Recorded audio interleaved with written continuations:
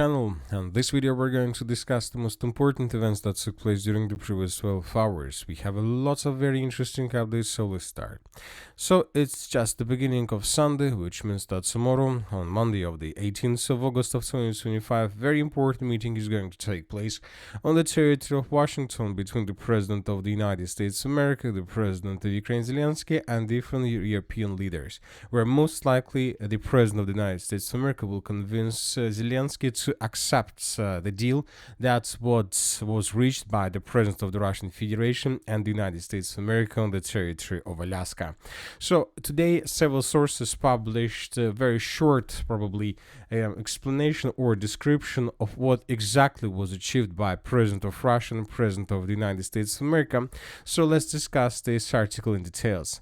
Putin's proposal to end the war in Ukraine is published by Reuters. There will be definitely no ceasefire until a comprehensive agreement is reached. Kiev will completely withdraw troops from the Donetsk and Lugansk regions. Russia will freeze the front lines in the Kherson and Zaporozhye regions, return of areas in the Sumy and Kharkiv regions to Ukrainian control, formal recognition of Russian sovereignty over Crimea, lifting at least some of the sanctions against Russia. Ukraine will be banned from joining NATO. Putin seems to have been open to Ukraine receiving certain security guarantees, but not NATO ones. Official status of the Russian language in some parts of Ukraine, or through Ukraine, as well as the right of the Russian Orthodox Church to operate freely. So very interesting demands, especially regarding Russian language and the Russian Orthodox Church. We see that the Russians are trying not just to finish the conflict by taking territories under complete control they managed to take during the special military operation, but also the Russians are trying to return their influence using Russian language and of course Russian Church. And this is most likely a very important demand from the Russian side. Of course, Zelensky and Ukrainian authorities officials made lots of statements that give us more or less understanding of the situation, position of Ukraine regarding this all this story. Let's discuss these details and articles in details. Trump and Putin offered Kiev a terrible deal, but they will be no better. That was stated by The Telegraph. It is noted that Ukraine will be offered to hand over a significant tract of land that is currently holds in the DPR in exchange for minor territorial concessions from Russia. The US will offer security guarantees that are understood to mimic those contained in Article 5 of NATO. So this is the statement of The Telegraph. Another important statement: Zelensky again refused to withdraw troops from the Donbas in exchange for a stop to the fighting. That was stated by Reuters. After the summit in Alaska, Trump had a telephone conversation with Zelensky. According to the agency, the Russian president offered to freeze most of the front line if Kiev agreed to withdraw troops and hand over all of Donbas to Russia. Zelensky rejected this demand, a Reuters source says. Recall that earlier the Russian side emphasized that a ceasefire is possible only if the root causes of the conflict are eliminated.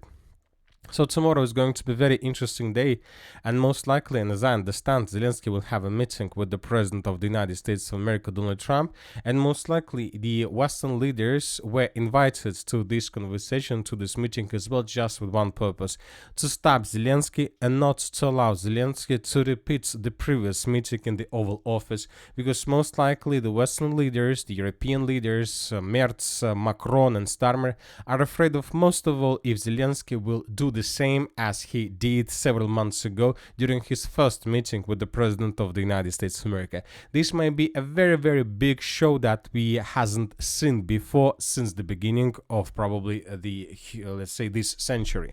Anyway, let's wait and see what is going to be tomorrow, but it seems that the European countries, the European leaders will not be able to stop Zelensky if he decides to ruin his relations with Trump once again. This might be the biggest show ever.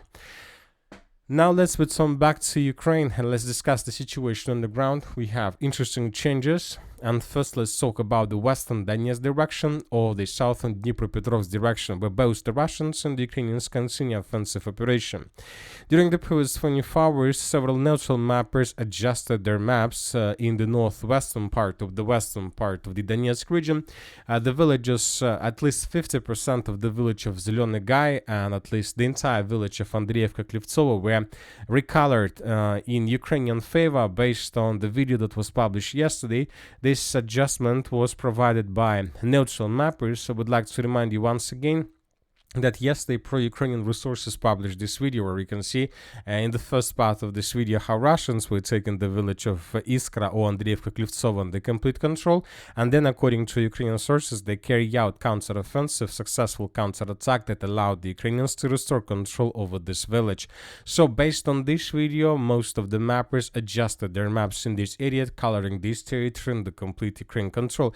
But I would like to remind you that once again we rose this question yesterday, that now Ukrainians are using new tactics. Before withdrawing or leaving this or that settlement, the Ukrainians began making photos and videos with flags in different parts, so this allowed them to use these let's say videos and pictures later after the Russians announced control over this or that territory. So a very interesting schema, but once again, if this information is correct, anyway, sooner or later the Russians will continue offensive operation further, and we will start receiving first two locations, let's say, from the settlements of Pitgavrilovka and Gavrilovka. So it's, as for now, it doesn't matter. The only thing is that we were forced to change the color of the map as a contested area or the gray zone due to these new circumstances.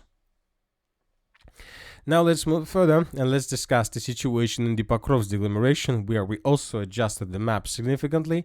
First, let's talk about the city of Pokrovsk itself. According to neutral mappers, the armored force of the Ukraine managed to carry out very successful counter-offensive operation not just to the northeast of the city of Pokrovsk and the Pokrovsk agglomeration, but also the Ukrainians carry out successful counter-attack in the central and in the southwestern parts of the city, and as a result of counter-offensive operation, the Ukrainians managed to restore complete control almost over the entire central part of the city. Based on the report that was published by neutral mappers, we added additional contested area or the gray zone. Another important thing that several pro-Russian resources reported that by the beginning of the 17th of August of 2025, the armored force of the Russian Federation established control for more than 33% of the settlement itself. So it's very difficult for now who to believe, but let's wait for additional updates, and obviously we will understand what is happening right now there. Now let's move further and let's talk about the area of Russian breakthrough that took place almost 8 days ago. So I would like to remind you that on the 8th of August of 2025, the armored force of the Russian Federation began their greatest breakthrough operation with sabotage and reconnaissance groups, and as a result of those attacks, the Russians, by the end of the 11th of August of 2025, right before the beginning of talks between the Russian leader and the leader of the United States of America, managed to improve their position significantly. And this attack probably caused huge damage to Ukrainians, mainly to their spirits and to the entire, let's say, inner situation in Ukrainian armed forces. Once again, this is the situation by the end of the 8th of August. This is exactly the moment when everything started. And after the 8th of August, we were adjusting the map almost every single day in Russian favor. The first significant breakthrough took place on the 10th of August when first reports appeared about progress on the ground, additional progress on the ground by the Russian sabotage and reconnaissance group. By the end of the 11th of August of 2025, the Russians managed to improve their positions, probably 2 times more in comparison with the previous day. And by the end of the 12th of August of 2025, according to information that we can find in the open source, the Russians managed to improve their positions at maximum level. So the picture that you can see right now is the maximum level of Russian breakthrough operation that had been taking place since 8th of August till 12th of August of 2025. By the end of the 12th of August of 2025, the armored forces of Ukraine brought additional forces in this area, first military corps of the National Guard, with the purpose to stabilize the situation and counterattack. And starting from the 13th of August, we stopped receiving any updates about additional progress on the ground of the armored force of the Russian Federation, which means that the battle has begun. And that the battle began exactly by the morning of the 30th of August. So, and Ukrainians launched their counter-offensive operation. We had some small changes on the ground, but most likely those were just corrections and adjustments on the map, nothing more, not something like additional information about additional progress on the ground. And by the morning of the 16th of August, we got report published by the National Guard 1st Military Corps, and according to them, they managed to improve their position information significantly and to restore the territories they lost during the Russian first days of attacks. And later, this information was also confirmed by pro-Ukrainian mappers of Deep State. And by the morning of the 17th of August, several more neutral and reliable mappers confirmed this information. And we have adjusted the map completely. So let's compare the map between the dates. Once again, this is the situation by the end of the 16th of August, and this is the situation by the beginning of the 17th of August of 2025. Russians managed to improve their positions. The most important is that the Russians managed to answer the eastern part of Rodinska and to dig in deeper, which is probably the most important achievement of the Russian forces. The Russians managed to improve their positions further in the northern direction. Furthermore, several pro-Russian resources continue insisting that the Russians weren't defeated in this direction, that they continue offensive operation, that by the morning of the 17th of August of 2025, the Russians secured the village of Kucherov Yar. So this entire territory is covered with the fog of war, and it's very difficult to understand what exactly is happening here. We adjusted some previously marked contested area as Ukrainian control. So this is the picture by the morning of the 17th of August. We are waiting, of course, for additional updates both from the Russian from pro-Ukrainian side, and most likely today the clashes between the Russians and the Ukrainians will continue. The thing is that tomorrow is the meeting between Trump and Zelensky, so that is why both the Russians and the Ukrainians will try to improve their let's say negotiation position or just media positions before this meeting. The Russians will try to take as many as possible, the Ukrainians will try to do the same. Now let's talk about the Serebryanka and Siversk direction. This morning we got probably the most important update of this area, and the thing is that the pro-Russian resources published this video yesterday in the evening, very late in the evening, where we can see how the armored forces of the Russian Federation were fighting for the village of Serebryanka. Right, exactly in the first seconds we can see the artillery preparation, the entire village was almost destroyed. Then we can see bicycles and vehicles and tanks and armored vehicles that answered the settlement of Serebryanka itself. And of course, in the final part of the video, we can see tens of episodes of how Russian soldiers in different parts of the village of Serebryanka were raising the Russian flags. So now we have no doubts that the settlement of Serebryanka was secured by the Russians by the morning of the 17th of August. Most likely today the Minister of Defense of the Russian Federation will confirm this information. So all these icons with flags are icons of real flags that were established all over the entire territory. So in the central, the western, the southern parts.